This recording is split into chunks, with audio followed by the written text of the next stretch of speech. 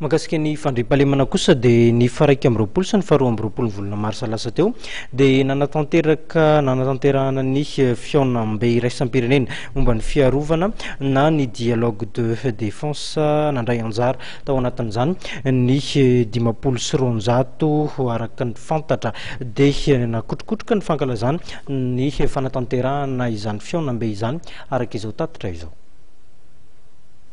Mpandray anjara sivy mianadahy sivily sy miaramila avy eto an-toerana sy avy any ivelany nanao famelabelarana nandritra ny 2 andro izay narahana fanontaniana sy fanampanazavana momba ny lohahevitra hoe ny folo alin-dà manoloana ny fanjakana ao anaty fotoan-tsarotra. 20 sy 20 martsa lasa teo nanaovana io dialogue de défense io.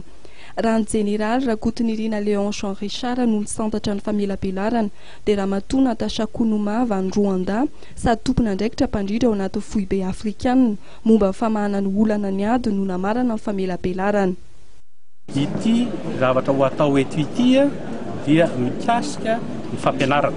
Tafiditra ao anatin'ny fampianarana an'ireo manamboninahitra malagasy sy afrikanina.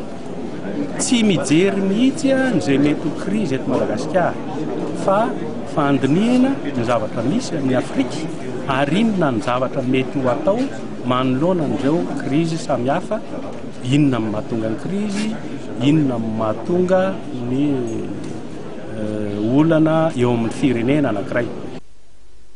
Ity ny fiaonana voalohany nisy teo amin'ny faritra Afrika izay nahitana ireo tompona andraikitra sy manampahaizana ambony, sivily sy miaramila avy eto an-toerana sy avy any ivelany mba hifanakalo hevitra sy hifampizara fahalalana ka manodidina ny 720 ny mpandray anjara.